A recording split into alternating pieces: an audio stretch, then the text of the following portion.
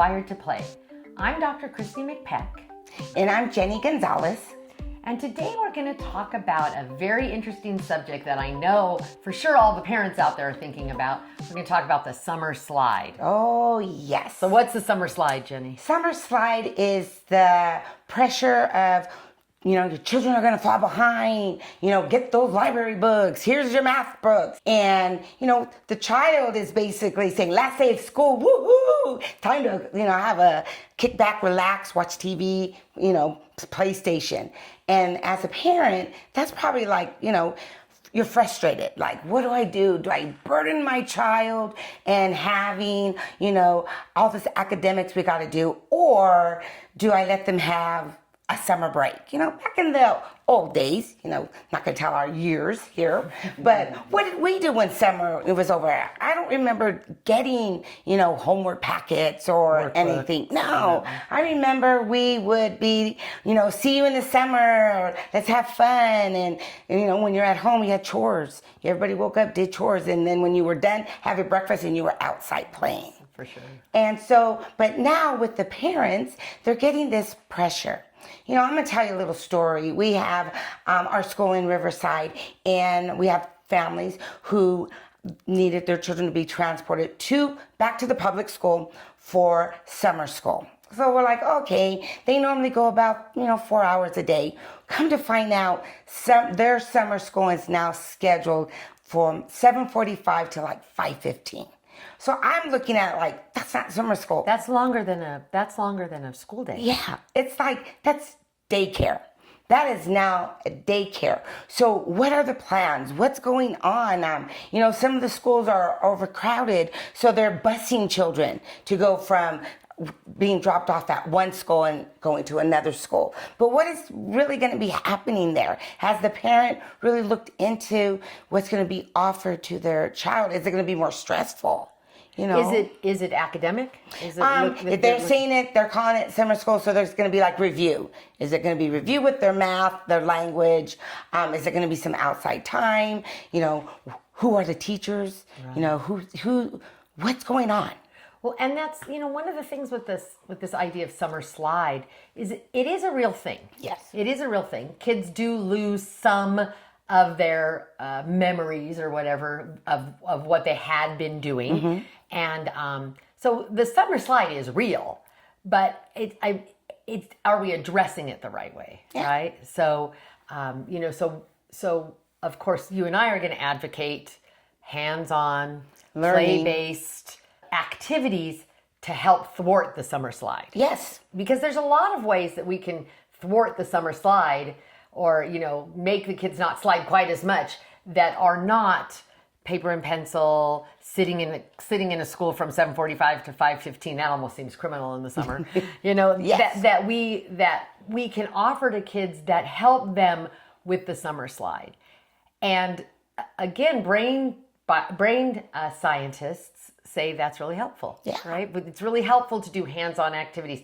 It helps the brain connections stay firmer, helps the memories, helps them remember the content for when they go back to school. And I think that as a parent and even as their teachers, kind of like guide the children, because I know when they start back to school come fall, they're going to have a review of whatever they learned last, whatever their last lessons were. So maybe that's the kind of hands-on experience you want to give the children, because that's what's going to be the first thing they're going to be, working on when they start school. Right.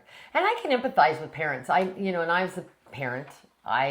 I definitely went to, I don't know if you remember, but back in the day, maybe you can still get them, I haven't looked, but you used to be able to go to Costco and you used to be able to get the grade they were going into's book. Yes. Right? And it had all different kinds of things. It had, it was geared towards, so say you had a third grader who was going into fourth grade. So it had the fourth grade, some of the like beginning content, some, math and some reading things and some maybe science and history that, would be pertinent to fourth grade or whatever.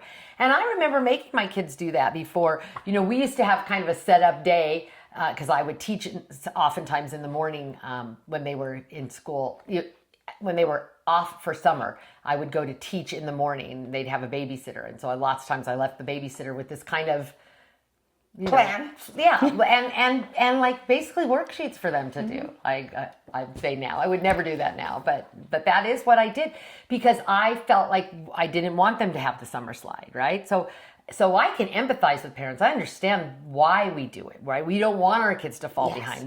We want to give them that leg up so they'll start 4th grade or 5th grade or whatever the next grade is, already sort of ahead of the 8 ball.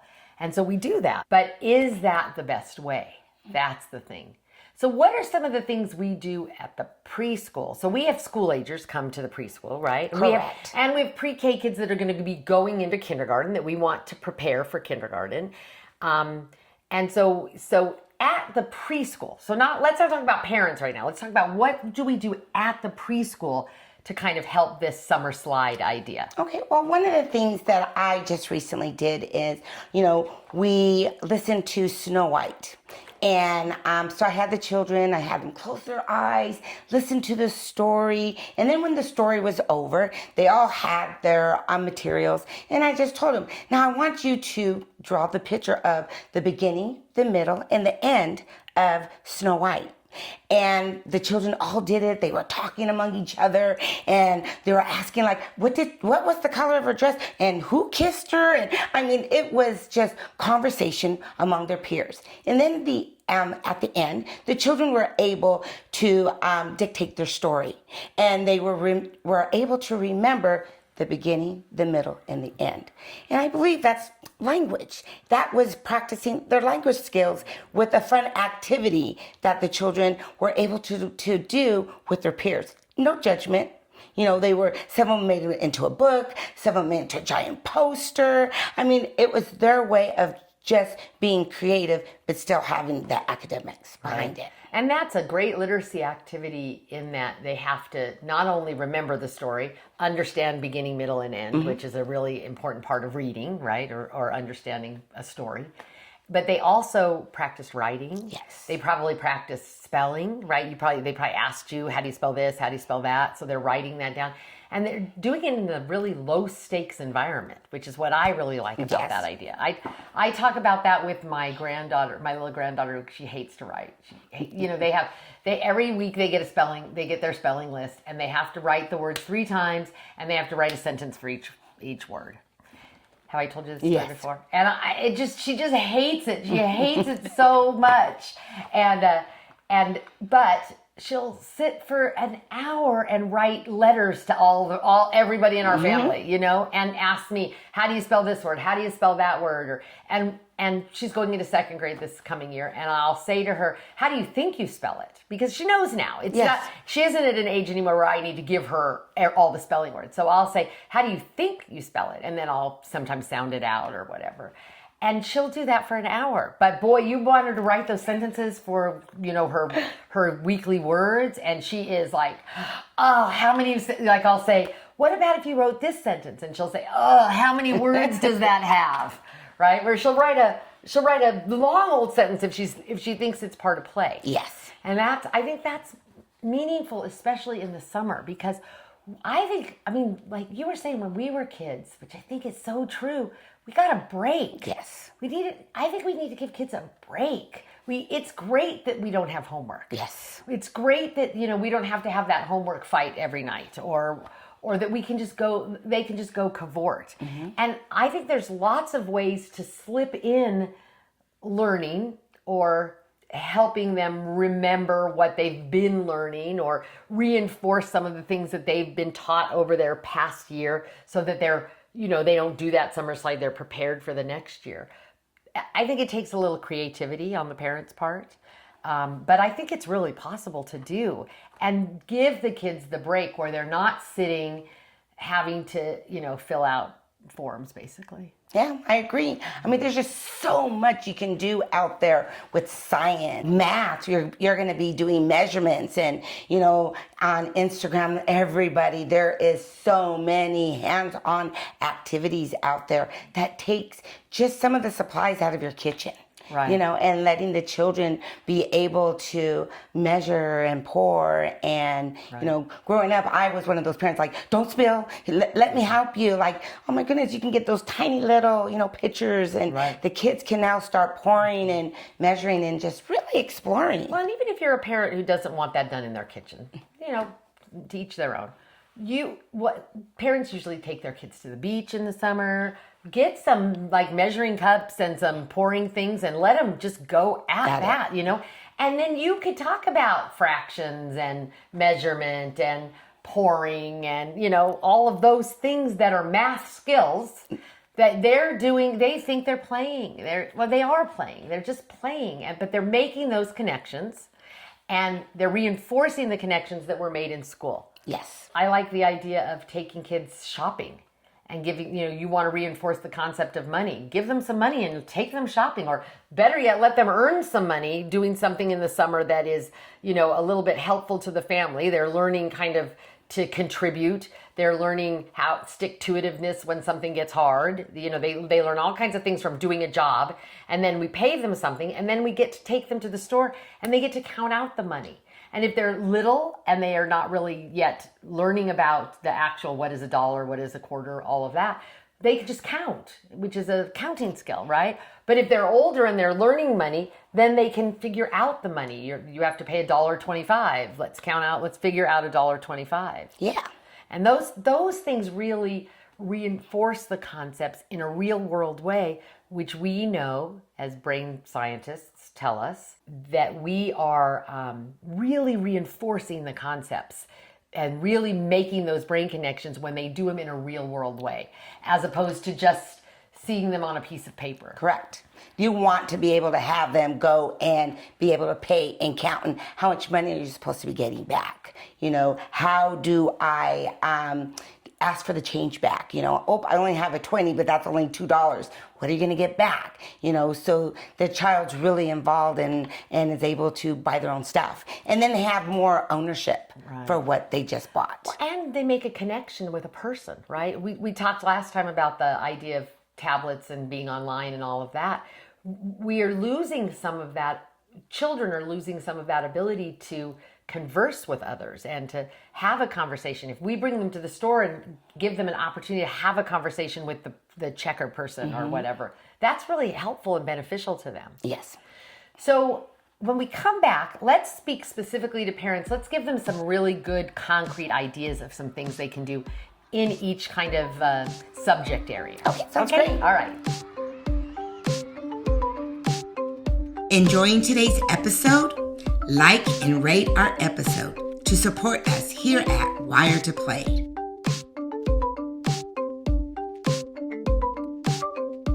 So let's talk about some real concrete ideas of things parents could do.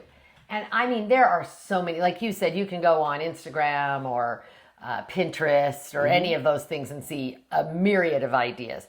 But what parents should be looking for is things that are hands-on and maybe connect to something in the real world. Yes? Okay. So let's start with literacy and writing. You already gave us a really good one with the Snow White story. What are some other literacy and writing ideas that you have?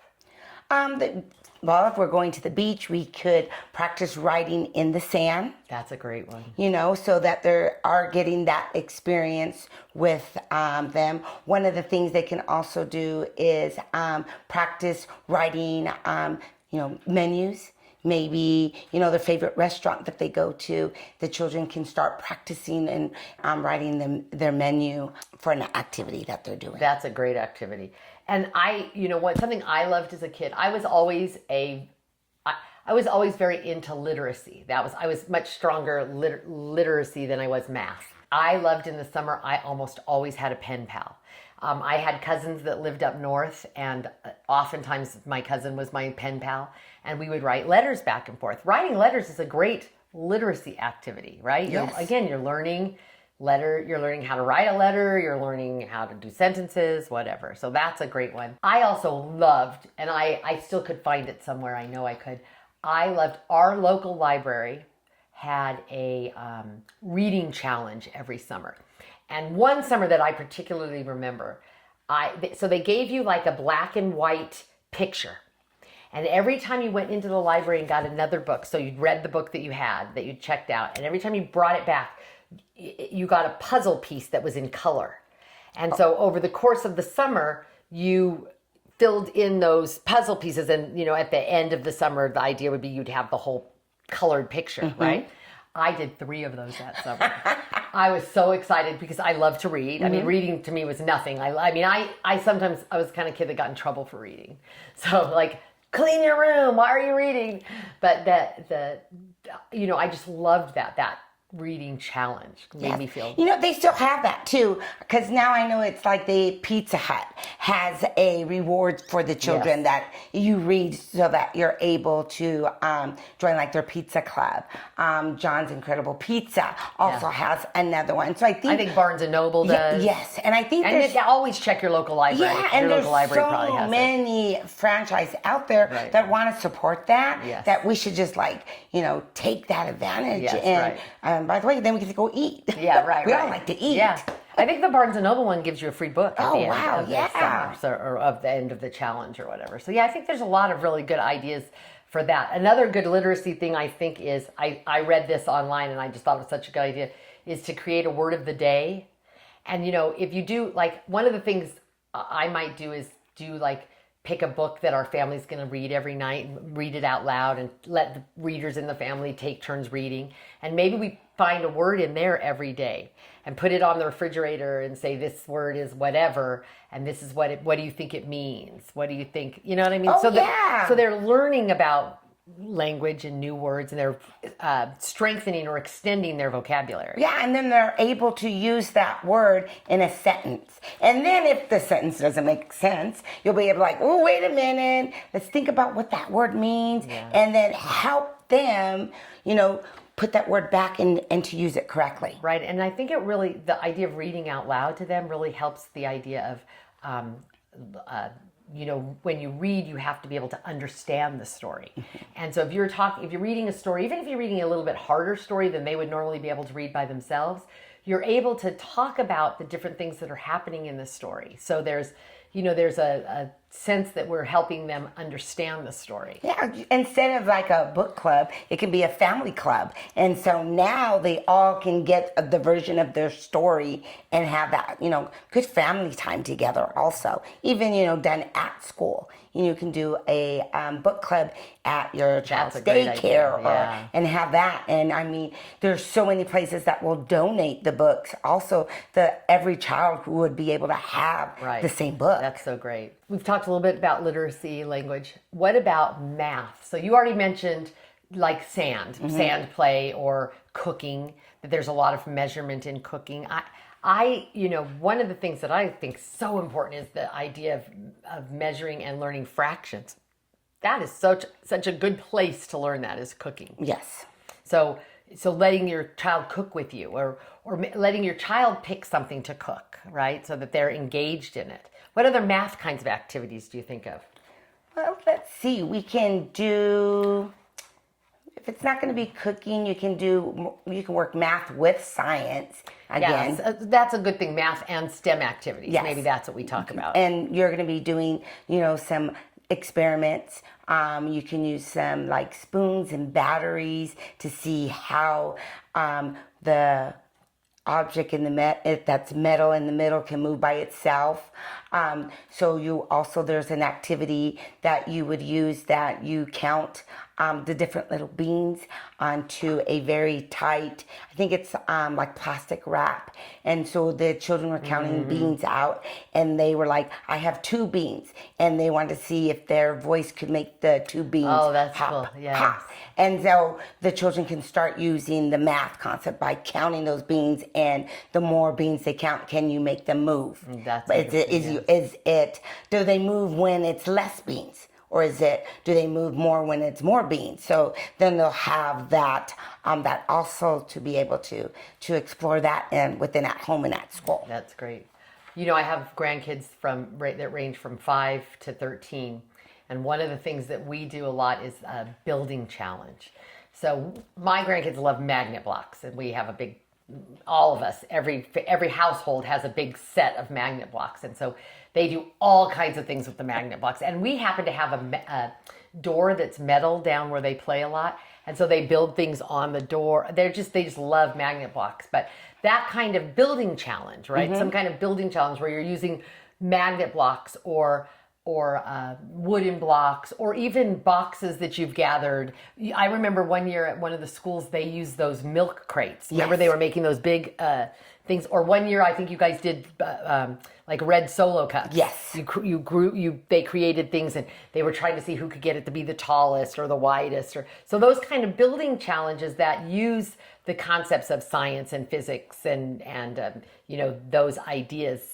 Really, I think that's a really great activity. Yeah, and as the children are older, they can also draw their own diagram of what building they want to make and see if they're able to take their idea, their project, and be able to build it and see if they can get it close to that. So that's a great activity also there. One of the other things we are doing is a jump rope contest. Who can jump the longest? And so they're counting, and they're also using all their large motor skills by jumping. And so we have that activity going on right now also. One year I remember we did that with hula hoop. I remember Miss Naisha did a hula hoop contest. Yes. I remember that. The kids loved that, and I remember them posting their scores up so we knew like who was in the lead the whole time. That's cool. Yeah. So any of those kinds of things that get them thinking about counting, science, right? Going on nature walks where they're seeing science in action.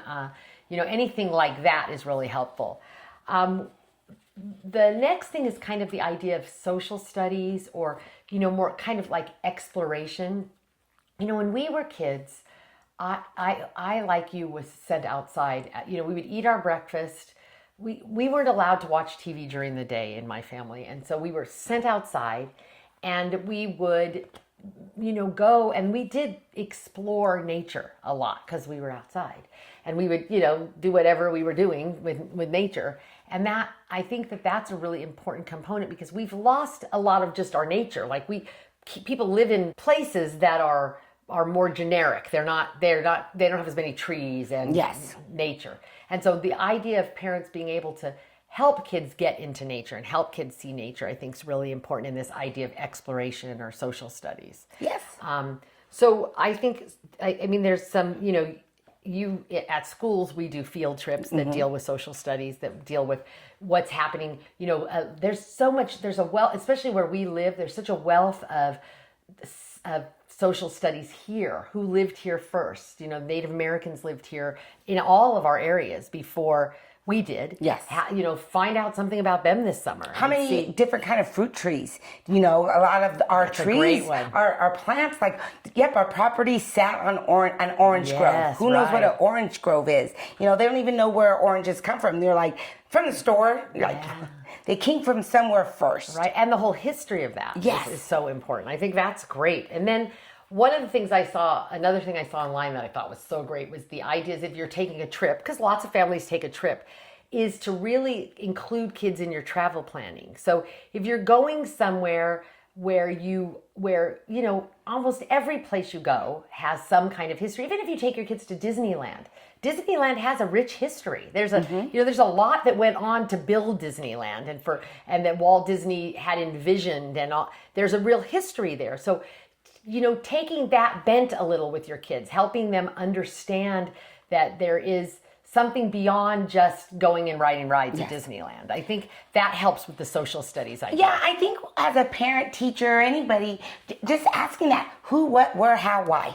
Yeah. If you hit all those kind of questions, asking those questions like who was here first and why were we here first and how did we do this, you're going to get so much knowledge to your child, that information, by answering those questions. And again, click, click, click, click in their brain, right? All those connections are being made. Yes, correct. And so the last kind of domain that we should sort of kind of talk about is social emotional development. And that's the thing for me that kills me with the idea of them being in a program from 7:15 to 5:45 that is only academic bent. Yes. That is, because we have lots of kids that are with us that long a period of the day. One of the things we want to make sure that we're doing is offering them ability to be to boost their social emotional skills. So one of the things that I think always boosts social emotional skills is playing board games or playing what's that little pool game that kids used to play? Do you remember with the little round rings? Yes. I can't think of the name of that, but something like that, because they're learning turn taking, they're learning how to negotiate with their friends, they're learning, a little competition, they're learning winning, they're learning losing. How do I survive losing? Yes. Right? So those kinds of things, the idea that we let them play board games or play relays or, some of those kinds of things that we just do naturally in school. Parents can do that as well and give them those opportunities, right? Yes. And there's so many things out there like table tennis. We have that. We just added that into our program. And the kids are learning how to take turns, how to share. They got eye coordination now. So, you can do that at your dining room table, with your child, and you don't have to go outside. Exactly. And then any social emotional thing where we're engaging with our kids, where we're all off of our screens. Yeah. Because parents are guilty of that too. Oh, yeah. We're all off of our screens and we're having a day at the park or we're having a day at the beach or we're going to a museum or, it doesn't have to be anything that costs money. We go up to the San Bernardino Mountains and hike around and sit down and eat lunch. Yes. I remember when my kids were little, I said, okay, this summer for a whole week, we're going to do something every day that doesn't cost us money. And so we found like some museums that we went to that were free. We went to the park. We just explored. And I said, we can do it if it doesn't cost money. And let me tell you, we had the best time. And, I took my mother-in-law with us and we're like, this is what we're doing. She's like, really? I'm like, yeah. And she even remembers like, yeah, do you remember when we did that? I'm like, yeah, it was a great experience because we also had to like really look like, what can we do that we didn't do yesterday? It's not going to cost us anything. Right. That's so great. I love that idea. So I hope we've helped everybody see that there's a lot of ways to help prevent the summer slide. Yes. That's the thing that we're really focusing on here, is that we're preventing the summer slide. And we're helping prevent the summer slide in a way that really helps brain development, that really strengthens those neural connections, right? We're continuing to not just create the connections, but to reinforce the connections that they got through the school year. Yes. So they're reinforcing those things. It supports memory retention, which is a really important part of the summer slide. It helps increase engagement and motivation. I can guarantee you that my son and my daughter had to be forced to do the worksheets in the Costco books. I don't know that they would have had to be forced if I said, oh, let's write a pen pal, or let's write your cousin's letters, or, if we had done things that were a little bit more creative, but still gave them some of those same skills. It helps engage them better. Yes. And it helps reduce stress. It helps their emotional well-being. It helps our emotional well-being, I think, because we aren't so stressed about it. We're actually taking time to enjoy them and giving us all a break. Yes. Because during the school year, at least right now, until maybe we can get some changes going with more hands-on activities all the time in school, during the summer, we should all get to take a break. Yes. And get to really look at learning in a kind of hands-on way. And I think that will really help brain development because we know children are wired to play. Yes, they are. Yes. So thank you so much for joining us, and we look forward to seeing you again next week here on Wired to Play. And if you enjoyed this podcast today, like, share, and subscribe to Wired to Play. See you.